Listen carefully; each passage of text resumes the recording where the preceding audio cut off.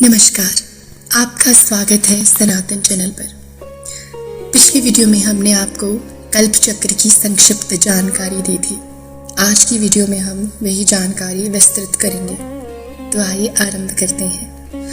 आपने मतभेद देखा होगा कि आदि पराशक्ति के भक्त कहते हैं इस ब्रह्मांड की जननी आदि पराशक्ति है।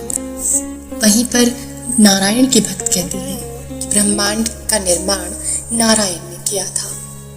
वहीं पे शिव जी के भक्त कहते हैं कि इस ब्रह्मांड के उत्पत्ति का कारण महादेव है। महादेव ने इस ब्रह्मांड को बनाया अनंत शिवलिंग के रूप में। तथा कुछ लोगों का मानना है कि हमारे ब्रह्मांड के चतुर्मुखी ब्रह्मा, उन्होंने इस ब्रह्मांड को बनाया है, उन्होंने इसका सृजन किया है। तो फिर सत्य क्या है? किस देवी या किस देवता ने सत्य में इस ब्रह्मांड को बनाया?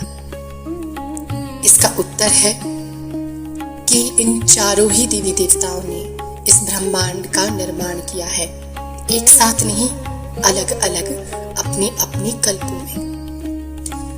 कल्प चक्र, जैसा कि हमने आपको बताया था, 4 युगों का होता है।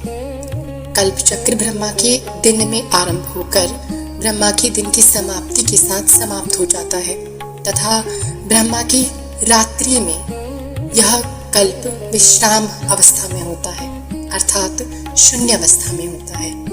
तब कोई भी कार्य क्रियान्वित नहीं होता या फिर कोई भी कार्य क्रियाशील नहीं होता, सब विश्राम अवस्था में होता है।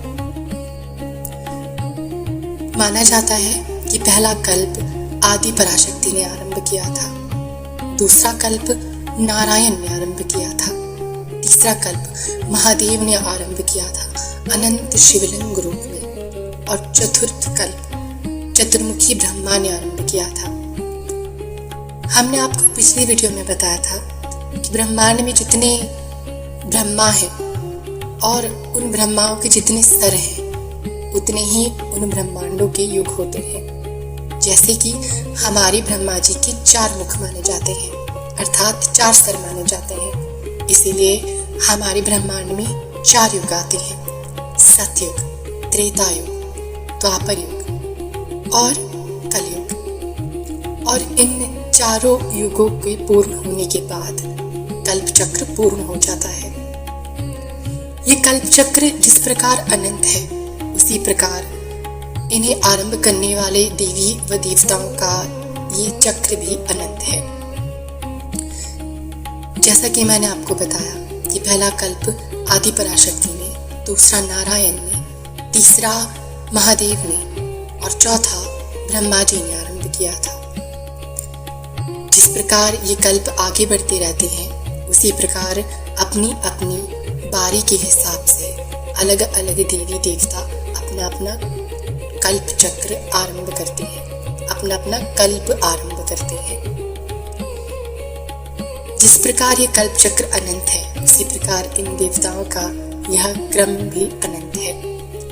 आदि पराशक्ति से नारायण, नारायण से महादेव, महादेव से ब्रह्मा और ब्रह्मा से पुनः आदि पराशक्ति।